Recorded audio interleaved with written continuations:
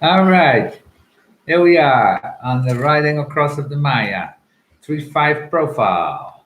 The 3-5. I guess the most interesting thing for me about the 3-5 on this cross is not so much what detail they get or they don't get it, but the way of learning how to explain detail. We have all that had this experience. If you take a survey of children and you ask children what their favorite class is, the vast majority will not say mathematics or whatever. There's a certain detail, and people that present detail tend to be truly boring. And we all know that. When I was school teacher there in 1883, and I'm a weird guy, they were not bored with the mundane things that what I did, because I made detail fun. Now, there are very few human beings that know how to make detail interesting. In fact, most detail is only interesting to select streams of thought. So if you're studying something and if you're into something, biology, you will read all the biology presented material on boringly biology because that's what the way it works, particularly at the university level. I had professors who were numbing in their boringness. You wanted them to be abused or something, just to give them a sense of there are people in front of you, you idiot. Maybe you try to entertain us while we have to go through this slog. So this nice thing about the 3-5 on this cross is that the 3-5 tries to figure out through its trial and error every time it tries to present the detail people yawn. It's like when I talk physics with my dog. It's immediately yawns. And 3-5s, because they are bound to fill and because this is an articulating voice, this is all about learning how to get to the detail across so that they can be succeed. It had I have to deliver the detail in a different way. And they're great explorers at that. This is a 3-5 here process. Here I am displaying detail in a very new way. Imagine what I would have been if I would have been no photocopiers or whatever. Human design never could come into the world before it did. It would have been seriously disadvantaged by the lack of 3-5s beforehand that have plowed along and discovered there are ways to always maintain the interests of those who have the fed detail. Have to be fed detail. The detail of this course. I have to tell you stories. I have to make you laugh. Otherwise, it's like, oh my God, I'm going to die. If he tells me about threes one more time, I'm going to kill him. And when you teach logically all over, you ever do is repeat over and over and over and over again. You look at the very teacher in the public school who has been teaching 15 years, and I show you somebody who's hardwired. They've been teaching the same way, with the same everything. And then you wonder why children, when you get a teacher, and that's their first year, you're blessed as a child. The teacher comes in with joy, comes in with the spirit of, I'm going to enrich the little lives 10 years later after all, blah, blah, blah. The 3-5 understands the nature of entertainment. 3-5s are one of the sources of comedy for us. We like nothing better than seeing someone else fall on their face. This is humanity. Laurel and Hardy. I grew up as a kid. Wasn't it funny when Laurel would swing around and whack the leather into Hardy's face? It's amazing. Human beings.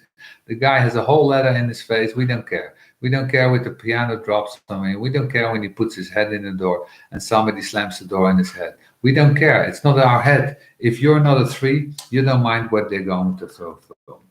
I find 3s very deeply entertaining. Thank you very much. Well, they are. They bang into things and they fall down and they get back up. Christianity is the great 3 religion. All right. Okay. I've had enough now. No more cosmic pessimism, but it's funny. It's really when you recognize the choicelessness. After all, what's funny for me? I have a black sense of humor. The not self 3 is desperately funny. So what they end up in their suffering is a potential to find different things, ways to get the detail across, and different ways of expressing the detail. It was like watching the two sides of the 60s civil rights conflict. On one side, we had black and whites in America. You were really not too happy with each other. And then on the other side, we had comedians who were making jokes about it all. And the comedians making jokes about it all did a much better job. It's one of the things to understand about getting basic understanding across to somebody else that's just feeding them the detail. It isn't necessary what it's all about. That's only satisfying for some. And the 3-5 understand that one of the ways in which they can avoid failure is getting their detail across is to find an innovative way to discover a way to get it across. Good for them. Okay, 3-5. Then we go to the 3-6. The 3-6, the problem with the 3-6 is that their understanding is always changing. So it depends on when you meet them in their life. But you don't want to meet them on the cusp when their understanding changes, because it's usually because of you. But this is the understanding, something to keep in mind about the 3-3 phase. It's not that only you're going to make mistakes in your understanding, but you're going to misinterpret the detail. And then you're going to try to express it. And then you're going to try to express it in a way that's fraught with the potential of failure anyway. And then you're giving that you're a 3. You do it in the wrong time, in the wrong place, with the wrong people. And you wonder why nobody thinks you're clever. Nobody thinks that you know what you're talking about, so forth and so on. Remember something about the fear of the Ajna center. Those gates that are pointed from the Ajna down to the throat, they are fear gates, deep fear gates. So, and recognize is the pressure that it is in all of us mentally, the thing about the open Ajna center, the strategy of the open Ajna, trying to pretend that it's certain about things, the great fear of all of us mental beings that we won't understand, that we will not be able to make sense, that nobody's going to know what we're talking about. And when it comes to the 62, when somebody says, I don't know that you know what you're talking about, I don't know you're really understanding this, I don't really know what you're telling me, I don't think your thinking is correct, you're devastated. It's horrifying. So if you're 3-6 and you have your sun in the 62nd gate and you're messing up on that, this is more than just a normal 3 suffering the martyrdom. This is affecting the whole way in which the not self mind is going to operate. One of the most best pieces of advice that you could ever give a 3-6 on this cross is to remind them of something that might be a good idea for them to test things before they jump in. And it might be a very good thing for them to practice how to explain someone before they actually jump into doing so. In other words, for them to really to see what they need to discover how, because it's all discovery for them. The other thing is that the detail that the 3-5 and the 3-6 can come up with, the skills that can develop to get detail across. This is very lucrative. Think about it. Every once in a while, you get a book that comes out that's written by Leon Science. Somebody writes a book telling you about all the recent trends in physics, and the book becomes popular. The author of that book is making 5 or 10 times more money than the scientist who did the discovery. Have you never ever thought of that? The scientist published all his details, but you're not entertaining. They're streamed to a closed intellectual grooming. The 3-5 or the 3-6 cleverness is, let me take all of that boring detail and repack it.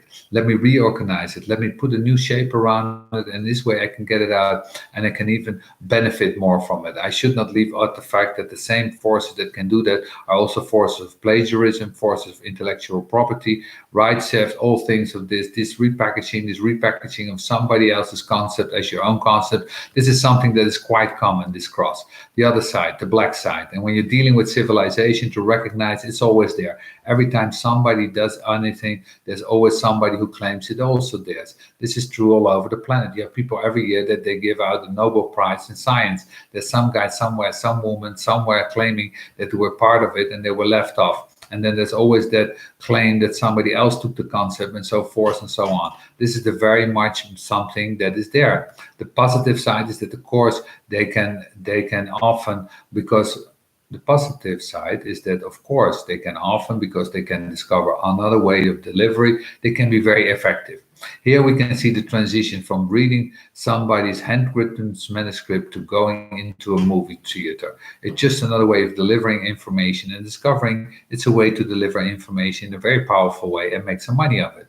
Nobody has ever made more money from the butchery and of presumed execution of Jesus than Mel Gibson. You just repackage it and you just put it out there, and Jesus doesn't get any royalties. So yeah, that's how it works. Jesus never got any royalties because he didn't exist.